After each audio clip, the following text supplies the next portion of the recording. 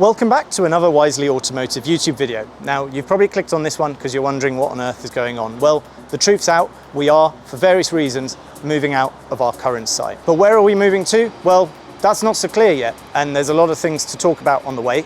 But one thing's for sure, we're definitely not going bust.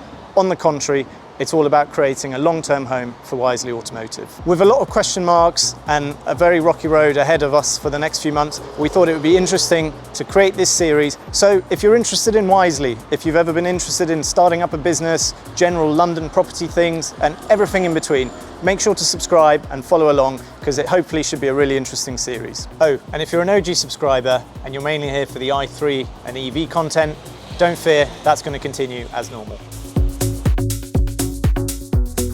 Without going into too much detail, because we could make a whole nother episode out of that, and we probably will, let's give you a little history of Wisely Automotive. So in 2015, I started a company called Wisely Sold, and it was the first business I ever started, and I learned a lot of lessons along the way. As time went on, we started retailing more and more cars, and so naturally we rebranded to Wisely Automotive around 2018, which is also roughly the time we got this place, and we kind of fell into selling EVs, and in particular, the BMW i3. Over the last 6 years, we've sold 600, maybe even 700 BMW i3s, and in that time, we've got to know them really well and learn a lot about them. A few years ago, we started this channel, and really quite quickly, the phone started ringing, and loads of inquiries started coming in for servicing work. Now, we are predominantly a sales business, here to sell excellent BMW i3s and take good care of the people who buy them from us.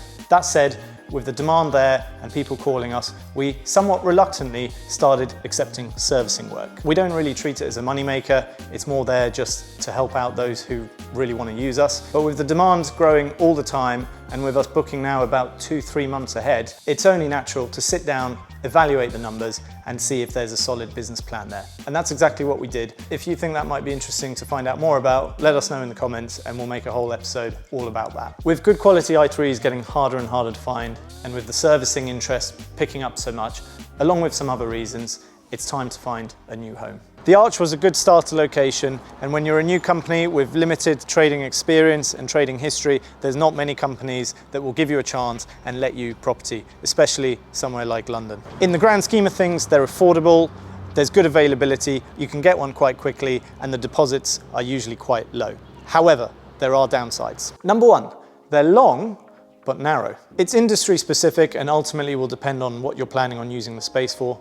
But for us, using it for cars, and obviously with the natural desire to want to use as much of the space as possible, we've ended up with a bit of a bottleneck. Now, some of that is a bit self-inflicted, which I'll show you in a moment, but generally speaking, that narrow environment that's long means that you're constantly having to keep a clear area, whether it's for cars, trolleys, or whatever else you're going to be using the space for. Due to a mixture of naivety, but mainly just not knowing where the business will be 6 years later, we positioned the ramp at the back of the showroom and designed everything around its occasional use. However, as time has gone by, we've started using it a lot more, and what that means is whenever we need to get a car on and off, we end up having to move several cars out of the way, and that's our bottleneck here.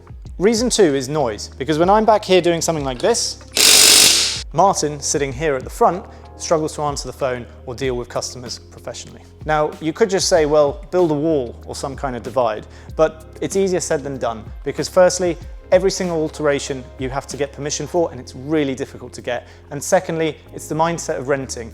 You're one day going to have to pull everything out, and putting that investment in to then rip it out just doesn't make sense. And that's the other problem, the noise of the trains. It's relentless and really ends up affecting your productivity. Number three is temperature, or the lack of it, because whatever you do, an Arch is ultimately a brick-lined huge structure, and there's zero way of keeping it warm. So unless you have a dedicated office space, you're cold pretty much all the time, as Martin will testify to. It's July and I'm wearing the jacket. Number four is dampness and humidity. And similarly to temperature, it's something that you're really not going to be able to do much about unless you're prepared to invest tens of thousands of pounds in industry-grade air conditioning systems. If that's not an option though, you've got to live with the consequences. One is dealing with outbreaks of mold like this all the time, and two is dealing with a constant abuse of rust on your tools.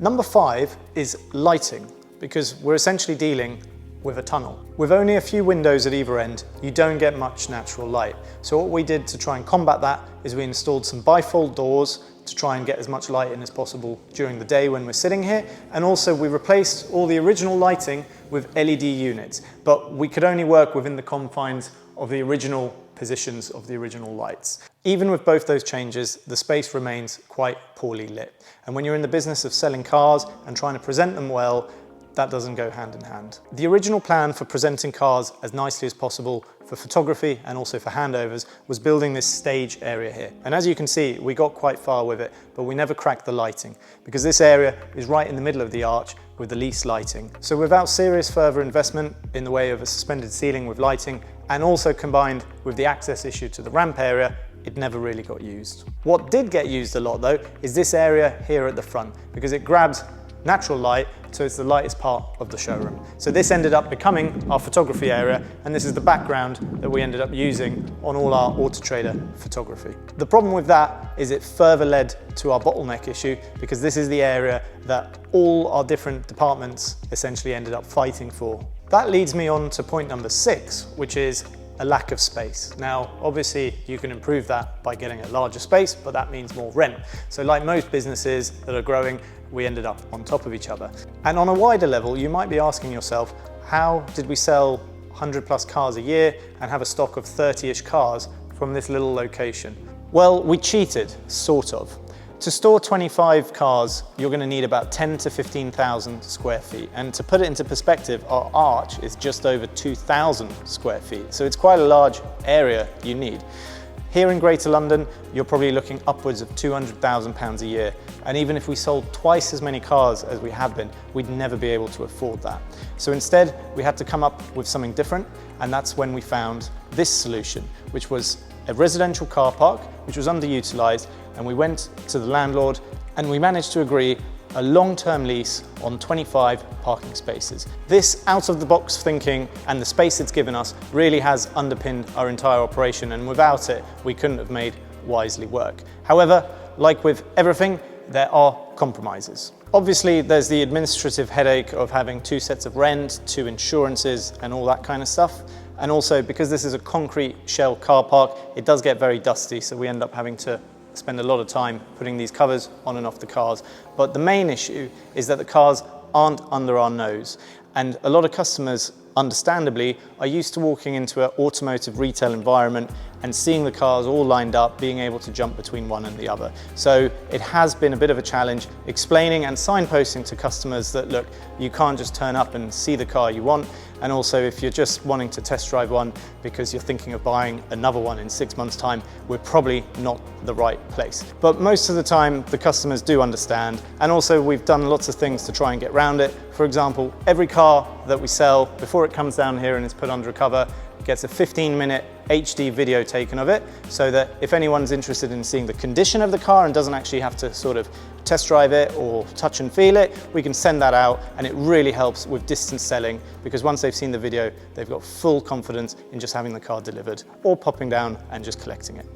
By far the biggest issue though is number 7, which is price. I know I said at the beginning of the episode that the Archers are affordable, and they were back in 2018 when we moved in. But in 2019, Network Rail sold off the vast majority of their Archers, including this one, to an investment company. It was one of the largest property transactions ever in the UK, and it meant that all of a sudden we had different landlords. We'll drill into all the numbers in a future episode of this series, what we've been paying, what they now want us to pay, and all that kind of stuff. But one thing's for sure, whatever number you think they're charging us here, you can probably double it, and that's still going to be smaller than what we actually pay. So using the carrot and stick analogy, that's the sticks pretty much covered, and in a future episode we'll go through all the carrots as well. For now though, I'd like to thank you for watching, and if you're interested in seeing how we get on over the next few months, maybe even years, please consider subscribing. Although things are very uncertain for us in terms of what's next, one thing's for sure, the strip out of this place starts now.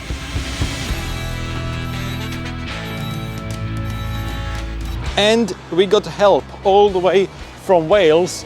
They got started with the turntable because, as Arthur mentioned, it wasn't used much. Slight oversight was leaving a car on the ramp before we removed it.